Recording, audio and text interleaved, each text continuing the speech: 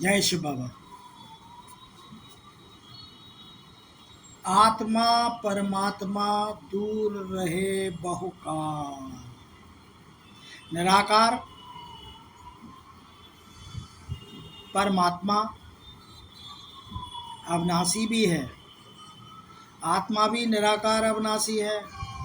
लेकिन जब पाठ बजाने आती है तो एकदम शुद्ध पवित्र सतो प्रधान होती है। उसमें कहीं पे भी कोई तिल भर भी दाग नहीं होता। देखते हैं ना कि बच्चे जो सतो प्रधान होते हैं, जिनके अंदर आत्मा सतो प्रधान होती है, बहुत अच्छे लगते हैं, सबको ही अच्छे लगते हैं। लेकिन यहाँ देह के सगे संबंध संपर्क मिल जाने से इसे देह अवमान हो जाता है और इसके पास दैवी शक्तियों की बहुत कमी होने लगती है। जो दैवी शक्तियाँ सतो प्रधान आत्मा को मिली थी, वो यहाँ देह के सगे संबंध विभिन्न प्रकार के पाकर उन शक्तियों को कम करने लग जाती है। क्योंकि देहभान में शरीर की देखभाल तो मनुष्य कर लेता है, सुबह से शाम तक सज लेगा, कहाँ कैसे जाना है, किस तरीके से जाना है, तरह तरह के परिधान भी पहन लेगा, परंतु अपनी निराकार आत्मा की को देख भी नहीं पाता, उसको भूल जाता है। जो चीज़ मनुष्य को दिखाई नहीं देती वह उसका ध्यान नहीं करता, उसको भुला देता है। निराकार परमात्मा से लिंक इसी चक्कर में टूट भी जाता है जब बहुत काल हो जाता है, और आत्मा परमात्मा से बहुत दूर होती चली जाती है।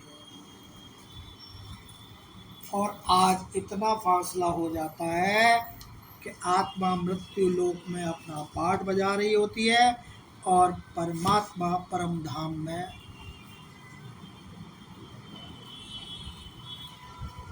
जब बहुत दूर हो चली जाती है आत्मा, तो फिर पवित्र भी नहीं रह पाती, और जब आत्मा पवित्र नहीं रहती तो शरीर भी अपवित्र हो जाता है, जो कि दुखों का कारण बनता है। इस कलयुग में जब आत्मा भी पवित्र नहीं है और शरीर भी पवित्र नहीं है, यही दुखों का कारण है। आप देखते हैं साधु सन्यासी थोड़े से पवित्र दिखाई देते हैं तो अपवित्र लोगों को बुलाते हैं, उनसे चरण छुलवाते हैं, उनके 84 जन्मों का पाठ बजाते बजाते शरीर का भान तो पक्का हो जाता है मनुष्य को, लेकिन आत्मा उसके एहसास में भी नहीं होती। अतः कह सकते हैं कि सर्व विकर्मों की जड़ ही यह देह अभिमान है। ये दुनिया बहुत बड़ा कांटों का जंगल है। सुख भी आर्टिफिशियल हैं, बनावटी हैं, बनाए जाते हैं। दुख की फीलिंग ज़्यादा हैं। आत्माएं सजा खाती रहती हैं और सजा खाकर पवित्र होना चाहती हैं, लेकिन सजा खा के पवित्र नहीं बनना है। पवित्र आत्मा से परमपिता को याद करके होना है। विश्व की आत्माएं विचलित, हैरान, परेशान हैं, और बिना शरीर वाली आत्माओं में बल ज़्यादा हो जाता है। वह अपवित्र होती हैं, परम धाम जा नहीं पाती, तो इधर ही घूमती रहती हैं। अपवित्र शरीर में प्रवेश करके घर बना लेती हैं और समय समय पर हंगामा करती रहती हैं। जो कहते हैं ना कि इस पर भूत चढ़ आया, इस पर प्रेत बाधा है, तो वो ऐसा कुछ नहीं है, केवल वो बिगड़ी हुई आत्मा ही होती हैं जो भटक जाती हैं, जिनको शरीर प्राप्त नहीं हो पाता है सजाए खा के। अपनी मन मत से मन आत्मा